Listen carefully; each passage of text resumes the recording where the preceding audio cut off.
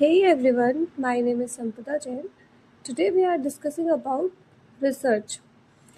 अब हम ये देखने वाले इस टॉपिक में कि रिसर्च होती क्या है। रिसर्च मतलब कोई भी नई चीज़ को ढूंढना, उसको कहते हैं रिसर्च।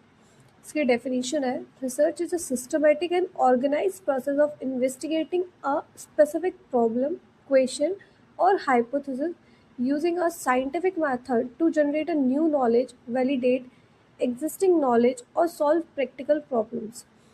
इसका मतलब ये है कि हम कोई भी नई चीज़ ढूंढ सकते हैं किसी भी पुरानी चीज़ को लेके, या फिर पुरानी जो भी हमारी एग्जिस्टिंग नॉलेज है उसको लेके ढूंढ सकते हैं।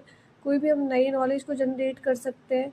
कोई भी हम प्रॉब्लम्स को है उसको सॉल्व करके हम उसको आइडेंटिफाई कर सकते हैं। कोई भी पुराने क्वेश्चंस है या फिर कोई भी हाइपोथेसिस है, इन सारी चीज़ों को ढूंढने को ही रिसर्च कहते हैं। मतलब जो पहले हो चुका है उसकी ही कुछ खोज करना।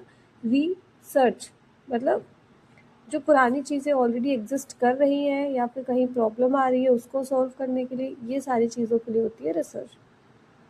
It involves critical thinking, observation, experiment and analysis to reach reliable conclusion।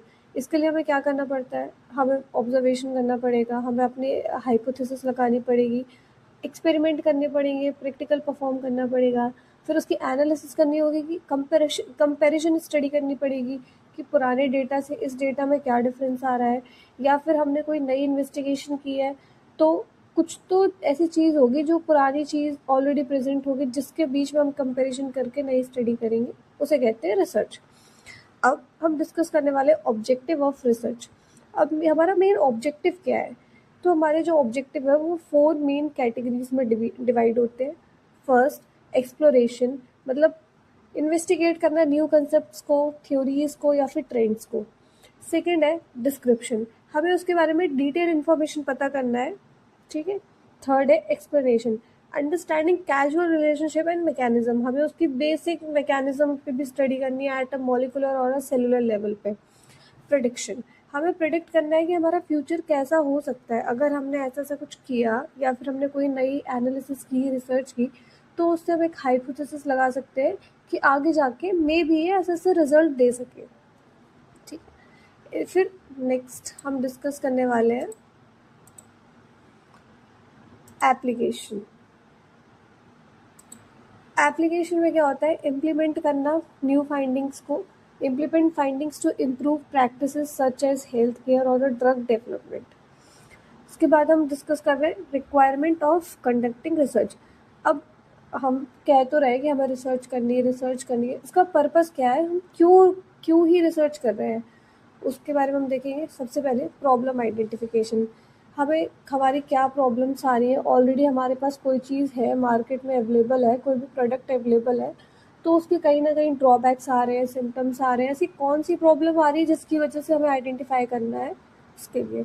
दूसरा, लिटरेचर रिव्यू, हमें क्या करना है, पुराने बैकग्राउंड को स्टडी करना है, जो ऑलरेडी एग्जिस्टिंग थिंग्स है उसके बारे में स्टडी करना, उसको कहते हैं लिटरेचर रिव्यू।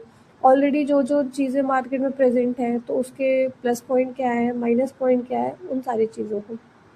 थर्ड है मेथोडोलॉजी, सिलेक्ट करना अप्रोप्रिएट मेथड को, हमारी स्टडी डिज़ाइन जो होनी चाहिए वो एक प्रॉपर वे में होनी चाहिए, प्रॉपर इंस्ट्रूमेंट यूज़ होने चाहिए, प्रॉपर मैकेनिज्म लगना चाहिए, प्रॉपर हमारे टेस्ट हैं वो लगने चाहिए, सैम्पल्स रन होने चाहिए प्रॉपरली, उसको कहते हैं methodology. Resources, availability of fund, equipment, software और एंड पर्सनल, मतलब हमारे पास प्रॉपर फंड होना चाहिए। सबसे मेन चीज़ तो फंड होना चाहिए कि हमारे पास प्रॉपर फंड होगा तो हम इक्विपमेंट भी अलाउ कर सकते हैं, हमारा सॉफ्टवेयर भी सही से यूज़ हो सकता है, और एक पर्सनल भी हमारे पास होना चाहिए, ठीक है। फिर आता है नेक्स्ट एथिकल अप्रूवल। अब ऐसा नहीं है कि हमें रिसर्च करनी है, हमारे पास फंड आ गया, अब हमने कैसे भी उठा के बस परफॉर्म कर दिया, ऐसा नहीं है, हमें उसके प्रॉपर अप्रूवल लेने चाहिए। फॉर एग्जांपल अगर हमें एनिमल्स का यूज़ करना है तो हमें CCSCA से अप्रूवल लेना पड़ेगा कि भाई हमें इतने इतने एनिमल्स यूज़ करने हैं, हमारी ये स्टडी डिज़ाइन है, आप देख लो। अगर वो अप्रूवल दे देते हैं तो हमारा परफॉर्मेंस जो है वो कंडक्ट हो जाती है। फिर उसके बाद अब जैसे हमने परफॉर्म तो कर लिया, सारी चीज़ कर ली, अब हमने डेटा सही से कलेक्ट नहीं किया या फिर हमने उसकी ग्राफिंग सही से नहीं करी, एनालिसिस सही से नहीं करी, तो उसमें भी इशू आता है। तो हमें इसके लिए भी करना पड़ता है data collection and analysis using appropriate tools for collecting and importing the data. ठीक है। अब नेक्स्ट है साइंटिफिक राइटिंग एंड पब्लिकेशन। अब तुमने सारी चीज़ें कर ली, फॉर एग्जांपल हमने सब सब कर लिया, हमारी पूरी रिसर्च हो गई, हमने डेटा कलेक्ट कर लिया, हमने एनालिसिस कर लिया, हमने पूरी थीसिस ही बना ली एक तरीके से, बट हम उसे रिव्यू पेपर रिसर्च पेपर के फॉर्मेट में हम लिख ही नहीं पा रहे हैं। तो हमें क्या करना है, साइंटिफिक राइटिंग भी सही से करनी है और अच्छे जर्नल में हमें अपना पेपर भेजना चाहिए जिससे कि अच्छे लोगों तक पहुंच सके और हमारी जो रिसर्च है वो कहीं ना कहीं किसी न किसी के लिए हेल्पफुल रहे। ठीक है। फिर नेक्स्ट पॉइंट आता है practical difficulties in research, lack of funding, time की दिक्कत आती है, access to resources, experimental failures. अब क्या होता है, कई कई बार ऐसा होता है कि हम सारी चीज़ तो सही कर रहे हैं बट अननोइंगली भी हमसे कुछ ना कुछ मिस्टेक्स हो जाती है या फिर हमारे रिजल्ट जो है वो प्रॉपर नहीं आ पाते हैं। Fifth ethical and regulatory challenges, sixth data analyst issue, seventh publication and pre review. ठीक है। इसके बाद है हमारा ये फ्लो चार्ट कि हमें रिसर्च कैसे करनी है। सबसे पहले तो हमें अपना टॉपिक आइडेंटिफाई करना है, उसके रिगार्डिंग हमें उसका लिटरेचर रिव्यू करना है, फिर हमें अपनी स्टडी डिज़ाइन करनी है।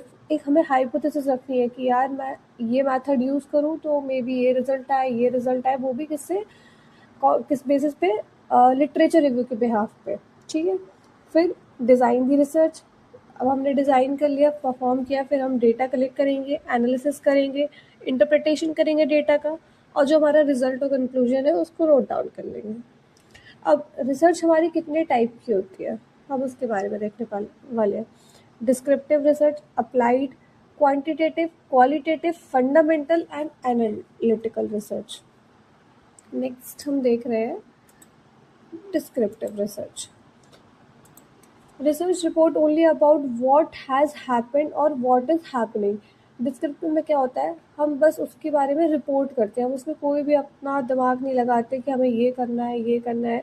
जो भी हुआ एक्चुअली, जो भी हो रहा है या फिर जो भी हो चुका है उसके बारे में बस हम रिकॉर्ड मेंटेन करते हैं और हम दे देते हैं सामने वाले को।